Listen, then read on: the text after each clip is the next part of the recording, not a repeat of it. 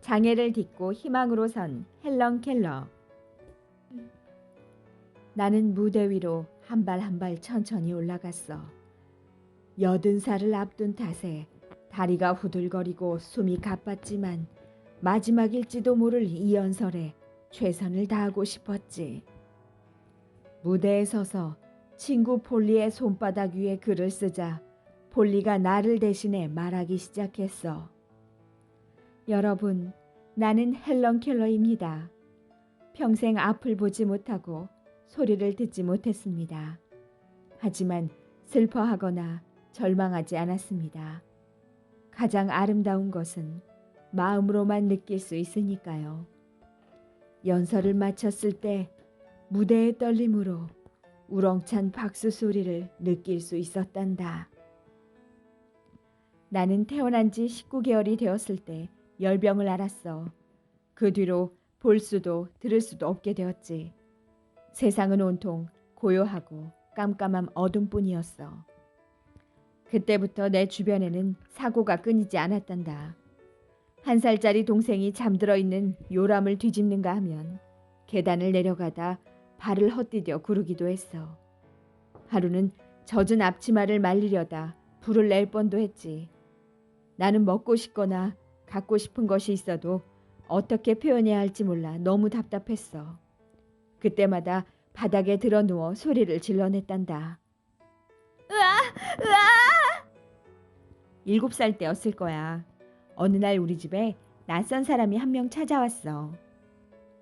나는 냄새로 익숙한 것과 낯선 것을 구분할 수 있거든. 이 사람은 누구지? 왜 우리 집에 온 걸까? 그 사람은 내가 싫다고 뿌리치는데도 나를 꼭 끌어안았어. 그것이 내 인생의 선생님인 앤 설리번과의 첫 만남이었지. 문제는 그날 저녁 식사 시간에 일어났어. 나는 늘 하던 대로 손으로 더듬더듬 접시 위에 고기를 집었어. 그 순간 누군가 내 손등을 찰싹 때리며 음식을 빼앗지 뭐야? 그러더니 내 손에 포크를 쥐어주었어. 나는 포크를 휙 집어던지고 다시 접시로 손을 뻗었지. 그러자 접시를 확 뺐더니 돌려주지 않는 거야. 너무 화가 나서 빽빽 소리를 지르며 바닥을 뒹굴었어. 다음날 설리번 선생님은 나를 낯선 곳으로 데려갔어. 나에게 예절을 가르치려고 단둘이 별채에서 지내기로 한 거야. 엄마! 엄마! 어디 있어요? 나는 두려움에 떨며 이리저리 엄마를 찾아 헤맸어. 어떤 일이든 뜻대로 되지 않을 때는 악을 쓰며 울었지. 그럴수록 원하는 걸 아무것도 얻을 수 없었어. 결국 설리번 선생님이 이끄는 대로 따를 수밖에 없었단다. 또 설리번 선생님은 내 손바닥에 자주 무언가를 썼어. 인형을 안고 있을 때에도 케이크를 먹을 때에도 마찬가지였어. 나는 영문도 모른 채 고개만 갸우뚱거렸어. 도대체 뭘 하는 거지? 하루는 셜리번 선생님이 나를 어딘가로 이끌었어. 잠시 뒤에 차가운 것이 내 손에 후두둑 떨어졌어. 그것은 내가 잡을 새도 없이 손가락 사이로 빠져나갔지. 이번에도 설리번 선생님이 내 손바닥 위에 무언가를 썼어.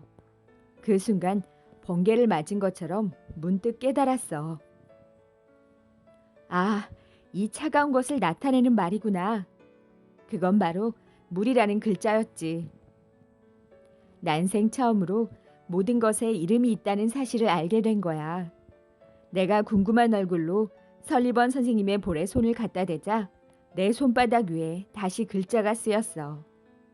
선생님. 그날 나는 새로운 낱말을 30개나 익혔단다. 설리번 선생님은 날마다 나를 여기저기 데리고 다니며 먼저 손으로 물건을 만져보게 하고 그 이름을 알려주었어. 또 틈날 때마다 점자와 지화도 가르쳐 주었단다. 그럼 나는 마치 스펀지가 물을 빨아들이듯 모두 받아들였지. 새로운 것을 알아간다는 게 정말 즐거웠으니까. 그렇게 8개월이 지난 뒤에는 일기와 편지를 쓰게 되었고 11살 때에는 얼음나라 왕이라는 동화를 썼어. 그 동화를 설리번 선생님에게 보였더니 무척 놀라지 뭐야. 와, 헬렌, 정말 멋진 작품이구나. 얼마 뒤 설리번 선생님이 놀라운 소식을 전했어. 내가 쓴 얼음나라 왕이 잡지에 실렸단다. 나는 너무 기뻐서 팔짝팔짝 뛰었어. 신문에 내 사연이 함께 소개되자 동화는 더 유명해졌어. 그런데 그 기쁨은 오래가지 않았어. 그럼 그렇지. 헬렌의 동화가 표절을 한 거래. 사람들의 응원은 순식간에 싸늘한 비난으로 바뀌었어. 게다가 조사위원회에 불려가 수많은 질문에 답해야 했지. 결국 표절한 것이 아니라고 밝혀지긴 했지만 깊은 상처를 받은 나는 오랫동안 글을 쓰지 못했단다. 설리번 선생님은 나를 위로하며 희망을 주었어. 내가 도와줄 테니 학교에 가서 공부를 해보렴. 좋아요. 열심히 공부해서 꼭 훌륭한 사람이 될래요. 나는 학교에 다니면서 책 읽는 즐거움에 흠뻑 빠졌어. 점자책을 읽기도 했지만 주로 설리번 선생님의 도움을 받았지. 설리번 선생님은 지화로 책을 읽어주느라 손가락이 퉁퉁 부어있기 일쑤였단다. 아마 선생님이 아니었다면 공부를 계속할 수 없었을 거야. 그때 마음속으로 굳게 다짐했어. 나 같은 장애인들이 홀로 설 수 있는 세상을 만들자. 그 무렵 호러스맨 학교에 플러 선생님을 소개받아 손끝으로 입술 모양과 혀를 느끼며 말을 배우기 시작했어. 불가능에 가까운 일이었기에 누구도 기대하지 않았지만 포기하지 않고 끊임없이 연습했단다.